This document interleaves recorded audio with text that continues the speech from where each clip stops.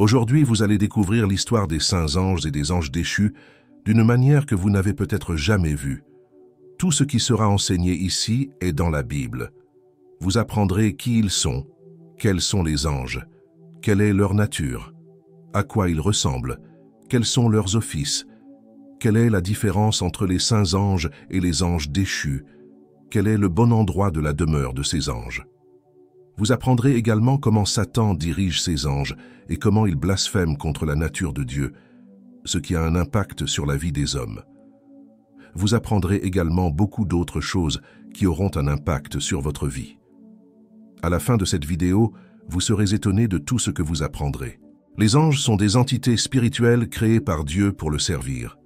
Bien qu'ils occupent une position plus élevée que les êtres humains, certains, connus sous le nom de bons anges, sont restés obéissants à Dieu, accomplissant sa volonté. Cependant, d'autres, connus sous le nom d'anges déchus, ont désobéi, ont abandonné leur position sacrée et s'opposent maintenant activement à l'œuvre et au plan de Dieu. Bien qu'il existe d'autres désignations pour ces êtres spirituels, le terme principal dans la Bible est ange. Trois autres termes qui se réfèrent clairement aux anges sont les séraphins, les chérubins et les esprits tutélaires, qui peuvent être plus une description qu'un nom. Le mot hébreu pour ange est malak, tandis que le terme grec est angelos. Les deux mots signifient messager, décrivant quelqu'un qui accomplit le but et la volonté de celui qu'il sert.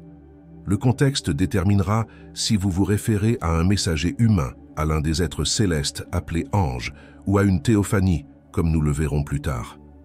Les saints anges sont les messagers de Dieu, le servant et exécutant ses commandements, tandis que les anges déchus servent Satan, le Dieu de ce monde. Les anges non déchus sont aussi appelés saints, et ce pour deux raisons fondamentales. En premier lieu, étant la création d'un Dieu saint, ils ont été créés parfaitement, sans aucune imperfection ni péché. Deuxièmement, ils sont appelés saints à cause de leur but, car ils ont été réservés par Dieu et pour Dieu, agissant comme ses serviteurs et ses aides dans la promotion de sa sainteté. Le terme « hoste » dérive de l'hébreu « tizab », qui signifie « armée ». « Hostes armés » est une expression militaire qui évoque l'idée de guerre. Les anges sont décrits comme l'hôte, ce qui met en évidence deux conceptions principales. Tout d'abord, le terme est utilisé pour décrire les anges de Dieu comme les armées du ciel, servant dans l'armée de Dieu, dédiée au combat spirituel. Deuxièmement, il met l'accent sur la nature des anges en tant que multitude d'êtres célestes qui entourent et servent Dieu, comme l'indique l'expression « Seigneur des armées ». De plus, il inclut parfois la multitude des corps célestes, se référant aux étoiles de l'univers. Dans leur état saint, les anges non déchus sont appelés fils de Dieu, dans le sens où ils ont été amenés à l'existence par sa création, bien qu'il ne soit jamais dit qu'ils ont été créés à l'image de Dieu, ils peuvent toujours être appelés fils de Dieu en raison de leur personnalité similaire à la sienne. Comme nous le verrons plus loin dans cette étude, ce terme est également utilisé dans la Genèse, où il nous est dit que les fils de Dieu choisissaient des femmes parmi les filles des hommes. Certaines interprétations suggèrent que les fils de Dieu dans la Genèse sont une référence à la progéniture pieuse de Seth, tandis que les filles des hommes représentent la progéniture impie des Caïnites. D'autres, en accord avec l'utilisation des fils de Dieu par Job, croient que le terme se réfère aux anges déchus qui ont interné avec les filles des hommes, ce qui a donné une progéniture extrêmement méchante et puissante, culminant dans la dépravation de l'époque de Noé. Ceux qui s'en tiennent à ce dernier point de vue trouvent un soutien supplémentaire dans les lettres de Pierre et de Jude. Voyons, car Dieu n'a pas épargné les anges qui ont péché, mais il les a jetés dans l'enfer, les enfermant dans des fosses obscures, afin qu'ils soient réservés pour le jugement. Et quant aux anges qui n'ont pas conservé leur position d'autorité, mais qui ont abandonné leur propre demeure, il les a gardés dans les ténèbres, liés par des chaînes éternelles, jusqu'au jugement du grand jour. Une deuxième difficulté se pose en ce qui concerne l'identité de l'ange du Seigneur dans l'Ancien Testament. Une analyse attentive des différents passages qui utilisent ce terme suggère qu'il ne s'agit pas d'un ange ordinaire, mais plutôt d'une théophanie, ou plus précisément, d'une christophanie, une manifestation éteinte de Yahvé. L'hypothèse selon laquelle l'ange du Seigneur est une christophanie est suggérée par le fait que les références claires à l'ange du Seigneur cessent après l'incarnation. Le fait que les anges sont des êtres créés distincts des esprits des humains décédés ou glorifiés, est souligné dans le psaume 148. Dans ce psaume, le psalmiste appelle tous ceux qui sont dans les royaumes célestes, y compris les anges, à louer Dieu.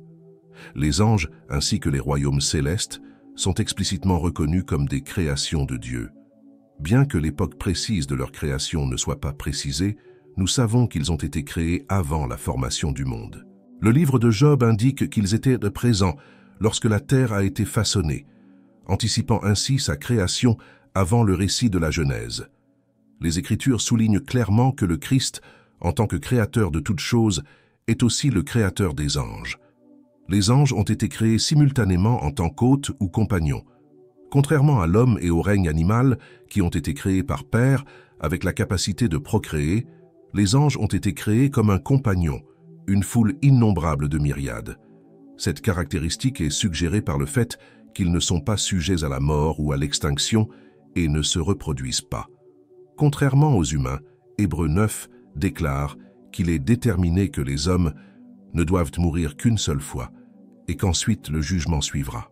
Bien que les anges déchus fassent face au jugement futur et soient confinés en permanence dans les temps de feu, il n'y a aucune mention de la mort d'un ange. Cependant, ils forment un hôte innombrable, créé avant la formation de la terre, et sont distincts des humains, car ils ne se marient pas et ne se reproduisent pas. Voyons, à la résurrection, les gens ne se marient pas, ils ne sont pas donnés en mariage, mais ils sont comme les anges dans le ciel. Des affirmations telles que « les anges qui sont dans le ciel » et « un ange du ciel » suggèrent que les anges ont des demeures ou des centres fixes pour leurs activités. Cependant, en raison du ministère et des capacités qu'ils ont reçues au service de Dieu, ils ont accès à l'univers entier. Ils sont décrits comme servant à la fois dans le ciel et sur la terre. La mention de l'abîme met en évidence un autre élément crucial à propos de la demeure des anges déchus. Les Écritures indiquent clairement deux groupes d'anges déchus, l'un composé de ceux qui ont une certaine liberté pour exécuter les plans de Satan et l'autre de ceux qui sont emprisonnés. Certains prisonniers sont temporairement dans cet état, tandis que d'autres sont confinés en permanence dans le Tartare. Les Grecs concevaient le Tartare comme un lieu de punition inférieur à l'Hadès. Ceux qui sont temporairement emprisonnés sont dans l'abîme, attendant le jugement final ou la délivrance sur terre. Jude mentionne aussi la demeure des anges, et les anges qui n'ont pas gardé leur principauté, mais qui ont quitté leur propre demeure, il les a gardés dans les ténèbres et dans les liens éternels jusqu'au jugement de ce grand jour. Bien qu'il y ait un débat sur la signification de ce passage, il suggère que les anges ont non seulement un domaine désigné ou une sphère d'autorité, mais qu'ils possèdent également un lieu d'habitation. Il fait probablement référence aux anges qui sont descendus sur terre et ont eu des relations avec les femmes. Cette interprétation est détaillée dans le pseudépigraphe, livre d'Enoch cité par Jude au verset 14, et est courante dans la littérature intertestamentaire et parmi les premiers pères de l'Église. Par exemple, Apologie de Justin. Ces anges n'ont pas gardé leur principauté. L'utilisation du mot « ar » pour le pouvoir, la domination ou la sphère est inhabituelle, mais elle semble être enregistrée. Dans ce contexte, il y a implicitement l'idée que Dieu a confié des responsabilités spécifiques et un lieu précis aux anges. Cependant, en raison de leur rébellion, Dieu a gardé ou réservé ces anges déchus dans les ténèbres dans des prisons éternelles en attendant le jugement final. Certains anges déchus sont apparemment emprisonnés, tandis que d'autres restent libres et actifs, certains prenant la forme de démons. Bien qu'ils se soient parfois manifestés sous la forme de corps humains, comme on le voit dans le chapitre 18 de la Genèse, les anges sont décrits comme des esprits dans le premier chapitre de l'Épître aux Hébreux. Cela suggère qu'ils ne possèdent pas de corps matériel, contrairement aux humains. Cette idée est renforcée par le fait qu'ils ne suivent pas les fonctions humaines liées au mariage et à la procréation, et ne sont pas sujets à la mort. L'humanité, y compris notre Seigneur incarné, est considérée comme inférieure aux anges. Voyons, tu l'as fait un peu plus bas que les anges, et tu l'as couronné de gloire et d'honneur. Les anges ne sont pas limités par les contraintes humaines, d'autant plus qu'ils sont incapables de faire l'expérience de la mort. Voyons, mais ceux qui sont jugés dignes de participer au siècle à venir et à la résurrection d'entre les morts ne se marieront pas, ne seront pas donnés en mariage, et ne mourront plus, car ils sont comme les anges, Ils sont enfants de Dieu, puisqu'ils sont enfants de la résurrection. Bien que les anges possèdent une sagesse supérieure à celle des humains, elle reste limitée. Les anges ont un pouvoir supérieur à celui des humains, mais ils sont limités dans leur pouvoir, comme il est écrit dans Daniel chapitre 10. Cependant, les anges ont des limites par rapport aux humains, surtout à l'avenir.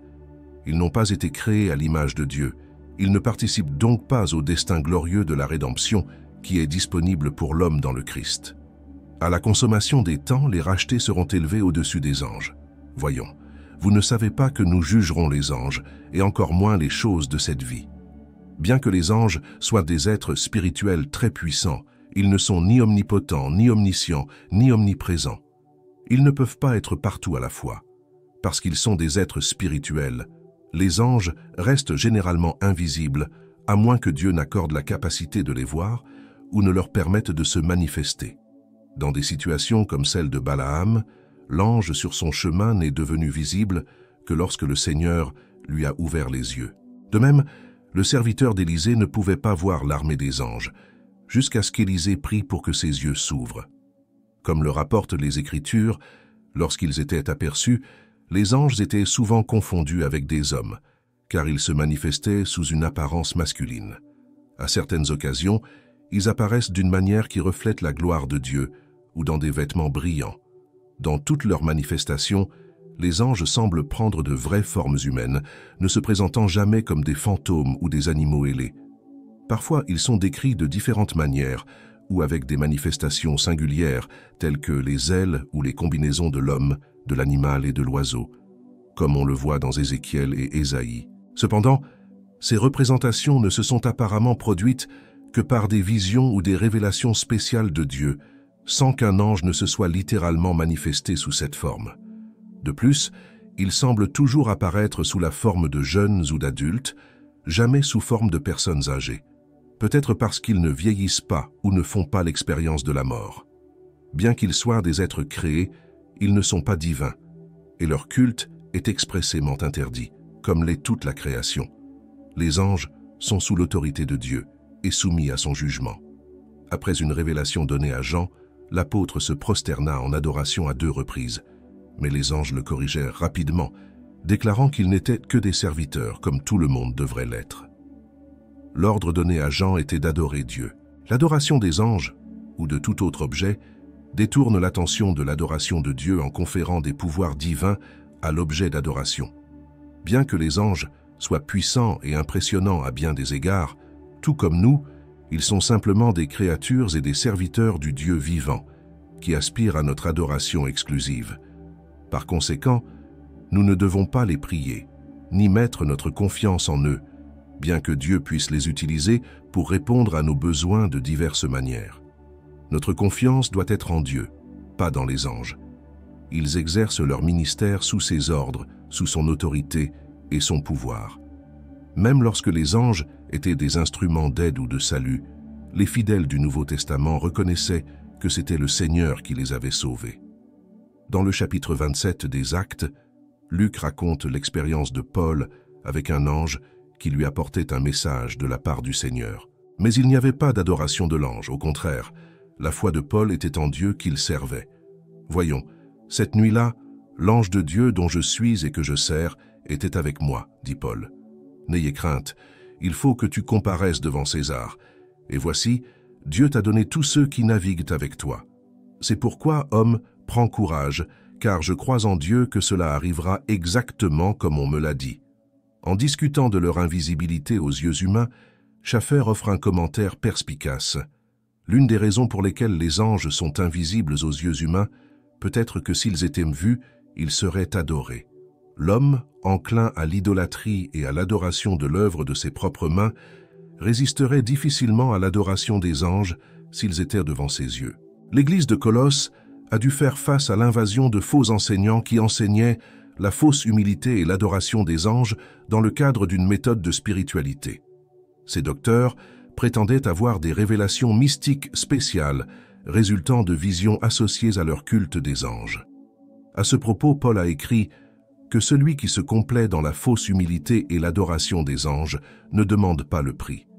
Une telle personne raconte ses visions en détail et son esprit charnel la rend fière.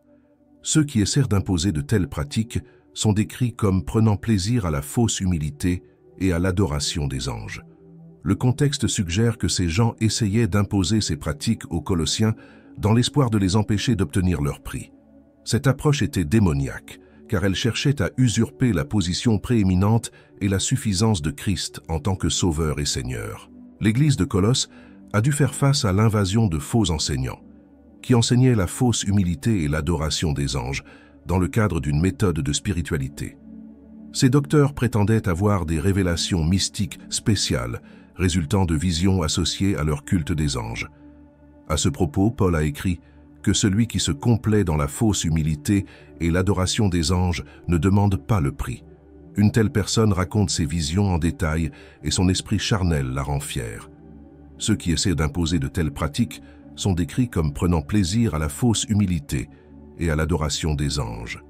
Le contexte suggère que ces gens essayaient d'imposer ces pratiques aux Colossiens dans l'espoir de les empêcher d'obtenir leur prix. Cette approche était démoniaque, car elle cherchait à usurper la position prééminente et la suffisance de Christ en tant que Sauveur et Seigneur. Il n'est donc pas surprenant que l'auteur de l'Épître aux Hébreux, dans le passage le plus étendu du Nouveau Testament sur les anges, démontre la supériorité du Christ sur tout et sur tous. Plusieurs caractéristiques communes à l'individualité sont présentes chez tous les anges: l'existence personnelle, l'intellect, l'émotion et la volonté. Tout au long de la Bible, nous pouvons observer des anges agissant comme des personnalités, interagissant dans différents contextes. Les anges se qualifient en tant que personnalités en raison de la possession de ces aspects de l'intelligence, des émotions et de la volonté, à la fois bonnes et mauvaises. Les bons anges, Satan et les démons possèdent de l'intelligence, des émotions et font preuve d'une volonté qui leur est propre. Par conséquent, on peut dire qu'il s'agit de personnalités. Le fait qu'ils n'aient pas de corps humains n'affecte pas leur personnalité, comme c'est le cas pour Dieu. Les anges déchus sont également représentés en train d'accomplir des actes de personnalité, tels que mentir et pécher. Certaines personnes ont considéré que les anges, y compris Satan, n'étaient qu'une incarnation abstraite du bien et du mal, mais cela n'est pas conforme à l'enseignement biblique. Au sujet des anges, Jésus déclara « Mais de ce jour-là et de cette heure, personne ne le sait, ni les anges du ciel, ni le Fils, mais seulement mon Père. » Cette déclaration du Seigneur suggère deux choses. L'expression « les anges non plus » implique que les anges ont des connaissances sur les humains, mais la déclaration principale souligne qu'ils sont limités en sagesse, n'étant pas omniscients.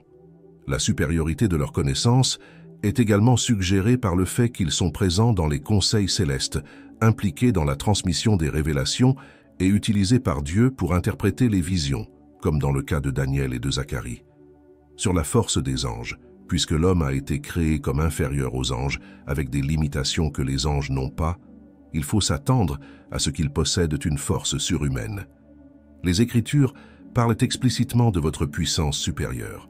Le psaume 103 souligne sa magnificence dans la puissance, tandis que dans la deuxième lettre aux Thessaloniciens, il mentionne le retour du Seigneur avec ses anges puissants au milieu du feu ardent. Pierre, dans sa deuxième lettre, affirme que les anges sont plus forts et plus puissants que certaines entités. Cette supériorité est confirmée par les activités décrites dans les Écritures, telles que l'exécution des jugements de Dieu. Le psalmiste a reconnu que toute puissance miraculeuse a sa source en Dieu. Bien que les anges accomplissent des œuvres puissantes, elles dérivent toujours de Dieu. En tant que créatures angéliques, ils sont soumis aux limitations de leur nature créée. Malgré leur puissance, ils ne sont pas omnipotents. Même Satan, un ange déchu, est obligé d'agir avec ses pouvoirs angéliques, avec la permission de Dieu, comme nous l'apprenons dans le livre de Job. Bien que tous les anges aient été créés à l'origine comme des êtres saints et sans péché, une rébellion menée par Satan s'est produite en raison de leur propre beauté. Il chercha à s'élever au-dessus de Dieu, fomentant une révolte qui emporta avec lui un tiers des anges. Voyons, sa queue traîna avec lui un tiers des étoiles du ciel, les précipitant sur la terre. Cette chute est peut-être décrite dans Ésaïe et Ézéchiel, se référant figurativement aux rois de Babylone et de Tyr, prophétisant un futur conflit angélique. À mi-chemin de la tribulation, Jean a écrit « Alors il y eut une bataille dans le ciel. Michaël et ses anges ont combattu le dragon, et le dragon et ses anges ont riposté, mais ils n'ont pas prévalu. Bref, il y a de bons anges et de mauvais anges. Nous pouvons en déduire que les anges qui ont péché l'ont fait en pleine connaissance des implications, choisissant l'autodestruction. Ils ont consciemment péché irrémédiablement, sans possibilité de rédemption. D'autre part, il semble que les saints anges, confrontés aux mêmes dits éthiques et possédant la même capacité de choix donnée par Dieu, soient restés et aient été confirmés dans leur état de sainteté. Ils n'ont jamais connu le péché, comme on le voit dans l'Apocalypse et dans de nombreux autres passages. Le chef de ces anges déchus, également appelé démon, est Satan. En tant que chef de ces anges impies, Satan est caractérisé comme un menteur, un meurtrier et un voleur. En tant que grand antagoniste de Dieu, il nourrit de la haine pour Dieu et son peuple, rôdant comme un lion affamé, cherchant qui dévorer à travers ses plans infâmes. En tant qu'être angélique, Satan, avec ses anges démoniaques, possède un pouvoir et une splendeur surnaturelle, employant toutes ses ressources contre l'humanité. En plus d'être un menteur, un voleur et un destructeur, l'une de ses principales caractéristiques est la tromperie. Jean le décrit comme celui qui trompe le monde entier par la ruse. Il se déguise en ange de lumière. À la lumière de cela, l'apôtre Paul met en garde. Il n'est pas surprenant que ces ministres se déguisent en ministres de la justice. Bien que la révélation biblique sur l'organisation des anges soit limitée, elle offre des indices d'une hiérarchie dans le monde angélique. Il est suggéré qu'ils s'organisent en différentes classes, ordres et positions. Cela est déduit du titre de Michel en tant qu'archange ou chef des anges, et plus tard dans Daniel, où il est appelé l'un des principaux princes. D'autres classes et ordres sont suggérés par les termes utilisés en référence aux anges dans l'Épître aux Éphésiens. Les Écritures mentionnent l'assemblée et le conseil des anges. Voyons, les cieux louent tes merveilles, Seigneur, et ta fidélité dans l'assemblée des saints, car qui dans le ciel peut se comparer au Seigneur? Qui, parmi les êtres célestes, ressemble au Seigneur dans l'assemblée des saints? Dieu est redoutable, plus que tous ceux qui l'entourent. Des classifications gouvernementales leur sont également attribuées, indiquant l'organisation et la hiérarchie des bons anges et des mauvais anges. Voyons, car notre lutte n'est pas contre les êtres humains, mais contre les puissances et les autorités, contre les dirigeants de ce monde de ténèbres, contre les forces spirituelles du mal dans les régions célestes. Sans aucun doute, Dieu a organisé les anges élus, tandis que Satan a organisé les méchants. Cette constatation conduit à une conclusion pratique cruciale. Tout comme les anges et les démons sont organisés, les chrétiens, individuellement ou en groupe, trouvent souvent qu'il n'est pas nécessaire de maintenir une organisation. Cela est particulièrement évident dans la lutte contre le mal, où certains croyants peuvent avoir l'impression qu'ils peuvent agir de manière isolée ou espérer la victoire sans une préparation organisée et disciplinée. Il en va de même pour la promotion du bien, car il arrive que les croyants passent à côté d'occasions précieuses, en ne planifiant pas et en n'organisant pas leurs bonnes actions. Cette perspective est corroborée par la déclaration de Jude sur les anges, abandonnant leur principauté ou leur position d'autorité. Paul offre une vue d'ensemble des différentes classes ou catégories du monde angélique, organisées selon la Bible. Voici quelques-unes de ces catégories. Éphésiens 6 fait référence à la hiérarchie des anges déchus, mentionnant les principautés comme ceux qui occupent des positions élevées dans la hiérarchie, les puissances comme dotés d'autorité, et les dirigeants des ténèbres de ce siècle comme les détenteurs du pouvoir sur le monde. Le chapitre 10 de Daniel mentionne également le prince du royaume de Perse, un ange déchu sous le contrôle de Satan. Angès de rang supérieur, Michel est désigné comme archange en Juda et grand prince dans le livre de Daniel, étant reconnu comme le seul archange mentionné dans les Écritures. Leur mission est la protection d'Israël. D'autres références incluent les princes principaux et les principautés. Des anges éminents, Michel, dont le nom signifie quelqu'un qui est comme Dieu et qui joue un rôle crucial dans la défense d'Israël, et Gabriel, dont le nom signifie homme de Dieu ou Dieu est fort, étant un messager spécial de Dieu dans les événements importants. Anges assistants divins. Les chérubins, un ordre de haute classe d'une beauté et d'une puissance indescriptibles, servent de proclamateurs et de protecteurs de la présence glorieuse de Dieu. Les séraphins, dont le nom signifie ardent, entourent le trône de Dieu et proclament son extrême sainteté. Autre classification d'anges, anges élus. Paul, dans sa lettre à Timothée, en parle. Ce sont des saints anges inclus dans les desseins élus de Dieu, demeurant fidèles après la rébellion de Satan. Être vivant, impliqué dans la révélation de la gloire de Dieu, ils s'identifient aux chérubins et anticipent l'œuvre rédemptrice du Christ par leurs caractéristiques. Vigilant. Cette description peut suggérer un ange spécial qui veille constamment pour servir le Seigneur, observant les dirigeants du monde et les affaires des hommes. Ces catégories mettent en évidence la diversité et la complexité de l'organisation angélique, révélant les différents rôles et responsabilités attribués à ces êtres spirituels. La caractéristique distinctive des anges bienveillants est décrite dans l'Épître aux Hébreux comme des esprits tutélaires, reflétés dans les actes bibliques de leurs activités ministérielles variées et abondantes. Ils jouent des rôles clés en tant que messagers, prêtres dans le temple de l'univers de Dieu. La diversité de son ministère peut se résumer à l'adoration de Dieu, au message divin, à l'implication dans des batailles spirituelles et au ministère du peuple de Dieu. En ce qui concerne leur activité en tant qu'esprit tutélaire, Bushwell note l'importance de comprendre la valeur de cette doctrine. Bien que nous ne devions pas adorer ou prier les anges, reconnaître leur rôle ministériel enrichit notre compréhension du gouvernement de Dieu dans le monde. En tant que serviteurs célestes, les anges remplissent diverses fonctions dans diverses relations. Relations avec Dieu. Ils sont des témoins autour du trône divin, des adorateurs, des observateurs joyeux des actions de Dieu, des soldats dans le combat spirituel et des instruments des jugements divins. Relations avec les nations. L'archange Michel joue un rôle vital en tant que gardien d'Israël. Par rapport aux autres nations, les anges observent et influencent les dirigeants humains. Relations avec le Christ. Participer activement aux événements liés à la naissance, à la souffrance, à la résurrection et au retour glorieux de Jésus-Christ. Relations avec les injustes. Ils annoncent et appliquent les jugements, ainsi que la séparation des justes et des injustes. Relations avec l'Église. Le service angélique décrit dans l'Épître aux Hébreux chapitre 1 met en évidence leur rôle en tant qu'esprit tutélaire, envoyé pour servir ceux qui hériteront du salut. Ce service consiste à répondre aux prières, à conduire les autres au Sauveur, à offrir des encouragements dans les moments difficiles et à prendre soin des croyants au moment de leur mort. Relation avec les nouvelles époques. Les anges semblent être particulièrement actifs à des moments clés de l'histoire, tels que la création de la terre, la promulgation de la loi mosaïque, le premier avènement du Christ, les premières années de l'Église et les événements liés au second avènement du Christ.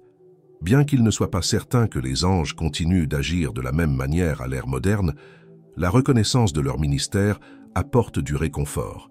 L'idée d'un ange gardien est discutée, soulignant la promesse d'une protection divine, mais soulignant que la confiance doit être placée en Dieu et pas seulement en une intervention angélique. Il y a aussi la possibilité que les anges agissent sans que nous nous en rendions compte, et cela met en garde contre les interprétations illusoires et trompeuses associées à la fascination contemporaine pour les anges. De manière significative, plusieurs passages bibliques mettent en évidence les anges en tant qu'observateurs attentifs.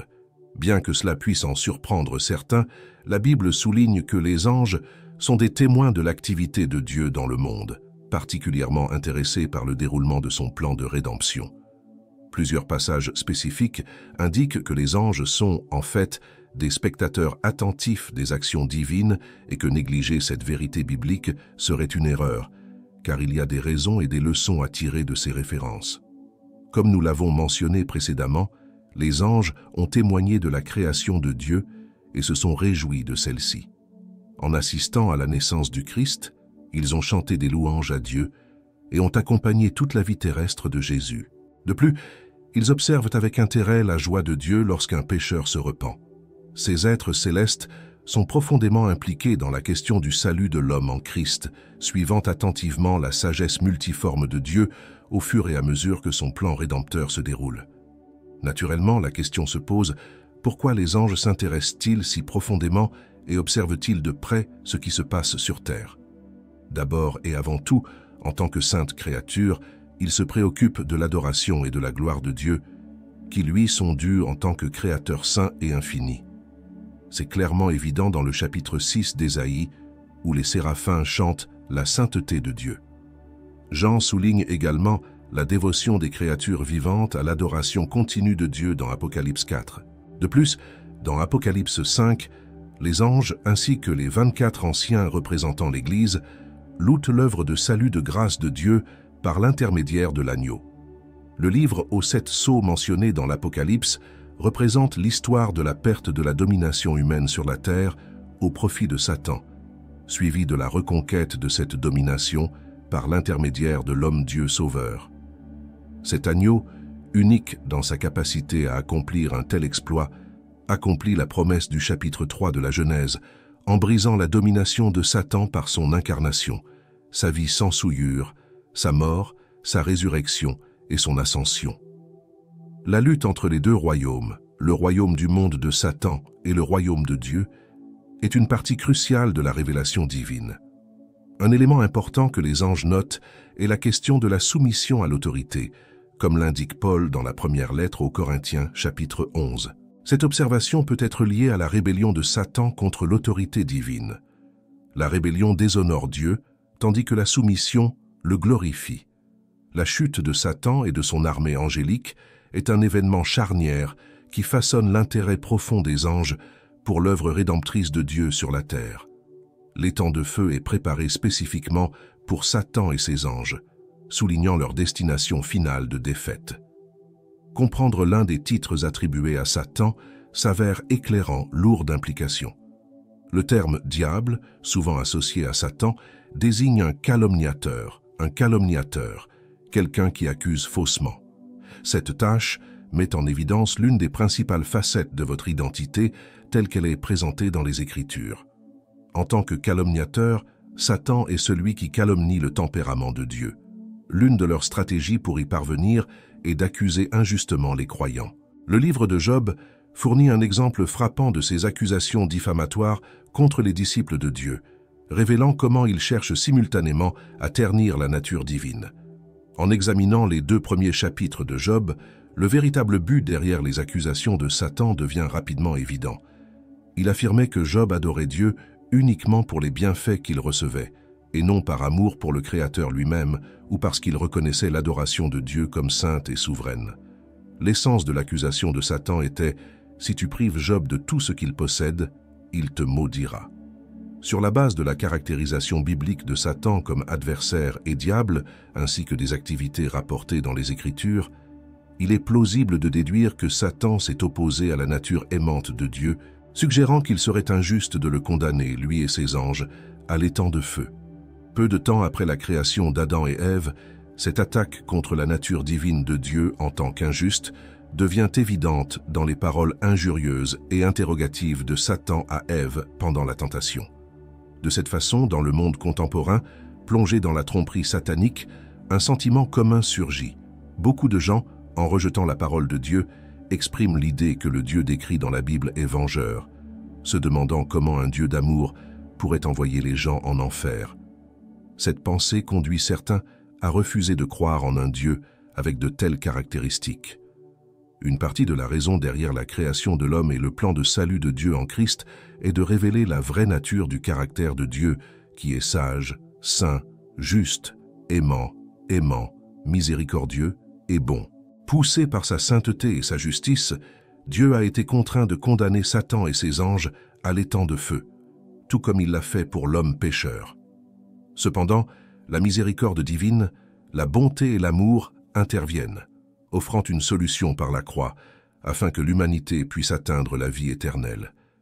Non seulement ce plan miséricordieux et aimant a été anticipé dans l'Ancien Testament, mais il a d'abord été annoncé au serpent, le déguisement de Satan, comme le rapporte la Genèse. Cette annonce devient significative dans le contexte du conflit angélique et des accusations diffamatoires de Satan. La rédemption humaine et la restauration du paradis perdu ont toujours dépendu de ce que Dieu accomplirait par l'intermédiaire de la postérité de la femme, le Messie sauveur. Il mourrait en tant que substitut de l'humanité et en même temps vaincrait Satan, démontrant ainsi la fausseté de ses accusations. Les Écritures révèlent que les anges acquièrent une compréhension plus profonde de Dieu par ses actions, la personne et l'œuvre de Christ, et le témoignage de l'Église, en particulier dans la révélation du plan rédempteur de Dieu. Pierre, en parlant des souffrances du Christ, des gloires à venir et des vérités proclamées aux croyants, a souligné que ce sont des choses que même les anges aspirent à observer. De la même manière, Paul, dans une perspective similaire, a écrit dans l'Épître aux Éphésiens sur la grâce qui lui a été donnée d'annoncer les richesses incompréhensibles du Christ, révélant le mystère caché en Dieu depuis les siècles. Il insiste sur le fait que l'Église, en manifestant la sagesse multiple de Dieu, l'a fait connaître aux principautés et aux puissances du ciel. L'Église devient donc un instrument pour révéler aux anges à la fois la sagesse diversifiée de Dieu et sa grâce abondante. Comme l'indique Paul dans l'Épître aux Éphésiens, les chapitres 4 et 5 du livre de l'Apocalypse offrent une vision céleste préparatoire aux jugements qui se déchaîneront sur la terre. Dans les chapitres 6 à 19, ces jugements aboutiront à la défaite de Satan et de son système mondial, établissant le Fils de Dieu sur son trône terrestre. Dans ces chapitres, la sainteté de Dieu, sa dignité à recevoir la gloire et la position bien méritée de l'agneau, le Seigneur Jésus, pour ouvrir et délier les sceaux, régner et recevoir la louange sont mises en évidence. Notamment ceux qui occupent une place prépondérante dans ces chapitres sont les anges. Dans ce contexte, il devient clair pourquoi les saints anges de Dieu montrent un intérêt si profond pour notre salut, car ils témoignent en lui de la sagesse, de l'amour, de la grâce et de la sainteté de Dieu. Cette importance est accentuée lorsque l'on considère la rébellion et les accusations de Satan à la lumière de la soumission du Christ, dont les anges ont observé la vie dans son intégralité. L'observation de la soumission et de l'humilité de Dieu incarné, culminant dans sa mort sur la croix, était une manifestation frappante du tempérament saint et immuable de Dieu. Quelle merveilleuse soumission que d'obéir à sa propre loi comme s'il n'était qu'une simple créature. Dans l'attitude d'un serviteur, c'était vraiment inouï. Les anges l'avaient vu comme le souverain suprême de l'univers, mais jamais auparavant comme un sujet obéissant. Ils ont été témoins de la confrontation prolongée de Satan avec les tentations. Cette expérience était complètement nouvelle. En réfléchissant à cela, les anges avaient été témoins de la chute de Satan, de sa position élevée et de sa condamnation à l'étang de feu à cause de l'orgueil et de la rébellion.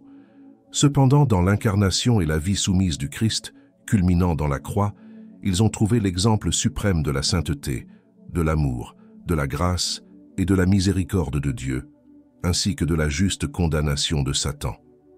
En ce qui concerne les anges déchus, il est évident qu'en dépit d'une période de grâce et de probation avant la chute de Satan, ils restent confirmés dans leur état déchu, tout comme ceux qui meurent sans Christ resteront dans cet état alors qu'ils font face au grand trône blanc du jugement et de la séparation éternelle d'avec Dieu. Comprendre le scénario décrit ci-dessus fournit une partie de la réponse à la question séculaire, de savoir comment un Dieu bon peut permettre le mal, en particulier compte tenu de son omniscience et de son omnipotence. Contrairement aux interprétations qui nient la capacité de Dieu à prévenir le mal, la Bible offre une réponse indiquant que le conflit angélique joue un rôle crucial dans ce dilemme. L'Écriture révèle que Dieu est parfait en sainteté, en amour, en bienveillance, en grâce et en miséricorde, ce qui l'empêche de faire le mal, car cela serait contraire à sa sainte nature. La Bible précise que le mal n'est pas né de Dieu, mais plutôt de quelque chose d'extérieur à lui, soulignant que la chute de Satan et de ses anges fait partie du problème moral. La chute de l'homme rapportée dans la Genèse n'est pas le premier péché de l'univers, mais fait partie d'un contexte plus large qui comprend la rébellion de Satan, sa caractérisation en tant qu'adversaire calomnieux de Dieu, la perte de la souveraineté humaine due à la tentation et à la chute dans le péché, et la rédemption humaine par le Sauveur Dieu-homme. En explorant ce problème moral, la Bible révèle que Dieu a créé les êtres moraux, à la fois les anges et les humains, avec le pouvoir de choisir. Le péché se produit lorsqu'une créature morale choisit le mal plutôt que la justice, ce qui explique la chute des anges et de l'humanité. Le livre de Job ajoute une dimension importante à cette compréhension en offrant un aperçu de l'activité antagoniste de Satan et des réponses des anges, fils de Dieu, pendant la création et les épreuves de Job. L'histoire de Job souligne l'importance de l'humble soumission à la sagesse et à la puissance de Dieu, malgré les épreuves et les souffrances. La révélation biblique de Satan, du péché et de la souffrance fournit une explication raisonnable de la manifestation de la souveraineté et de la sagesse infinie de Dieu, même face à des questions qui ne sont pas entièrement comprises et fondamentales pour la foi. La rédemption pointe vers la défaite ultime du péché, de la mort et de Satan, apportant la restauration et la joie éternelle à l'univers. La complexité de la création met en évidence la sagesse infinie de Dieu, et la Bible nous enseigne à faire confiance à la révélation divine, même lorsque nous ne la comprenons pas pleinement. L'étude des anges offre de précieuses leçons à la fois négatives et positives, comme l'illustre Paul sur la sélection des novices pour les postes de direction, comme il le rapporte dans sa lettre à Timothée. Leçon négative. Satan, à l'origine un chérubin oint, a été créé parfaitement et doté d'une beauté extrême par la grâce et la puissance créatrice de Dieu. Cependant, sa haute position et sa beauté n'étaient pas ses propres mérites, mais accordés par Dieu. Malheureusement, Satan s'est laissé engloutir par l'orgueil, alors qu'il contemplait sa propre beauté et sa propre puissance, oubliant sa condition de créature et aspirant à être comme Dieu. Cet orgueil l'a conduit à la rébellion, ce qui a entraîné sa chute de son statut élevé de chérubin oint et sa condamnation à l'étang de feu. Satan devient donc un exemple classique des pièges de l'orgueil qu'il utilise pour semer la discorde parmi le peuple de Dieu. Conscient de ce danger, Paul met en garde contre le fait de sélectionner à la hâte de nouveaux convertis à des postes d'autorité pour les empêcher de devenir arrogants et d'encourir la même condamnation que Satan. Satan et ses anges déchus servent également d'avertissement contre les maux de la rébellion, soulignant l'importance de la soumission et de l'obéissance. Un exemple clair se trouve dans le premier livre de Samuel, chapitre 15, où la désobéissance est assimilée à la rébellion et comparée à la superstition et à l'idolâtrie, qui sont toutes deux considérées comme démoniaques. Les anges rebelles illustrent tout ce qui est méchant et les terribles conséquences du péché, Satan étant identifié comme le père du mensonge et le meurtrier depuis le début. Lorsque nous observons les saints anges de Dieu dans les Saintes Écritures, deux activités principales ressortent, l'adoration révérencieuse de Dieu et l'humble service, exprimant une soumission totale à sa volonté. La constance avec laquelle ces êtres célestes, pleins de force, de sainteté et de connaissance de Dieu, se consacrent à ces activités devrait nous servir de motivation et d'exemple. Un exemple frappant se trouve dans l'expérience du prophète Isaïe, qui, après avoir été témoin des séraphins dans un humble culte, reconnut son propre état de péché et s'offrit volontiers comme serviteur. Quand Dieu demanda « Qui enverrai-je ?» De même, les pasteurs, suivant l'exemple des anges qui annoncèrent le Messie, revinrent en glorifiant et en louant Dieu pour tout ce dont ils avaient été témoins, démontrant que l'adoration et le service angélique peuvent inspirer en nous des attitudes positives et de la gratitude. J'espère que vous avez apprécié la vidéo, et laissez un commentaire sur ce que vous avez regardé. Que Dieu bénisse votre vie. Rappelez-vous, si vous ne vous êtes pas encore repenti de vos péchés et que vous n'êtes pas encore né d'en haut, il est encore temps. Repentez-vous, demandez à Dieu le Saint-Esprit afin que vous puissiez atteindre la promesse du salut. Ce n'est pas difficile, allez dans votre chambre, parlez à Dieu en secret, avec sincérité dans votre cœur et il vous aidera. Que Dieu vous bénisse.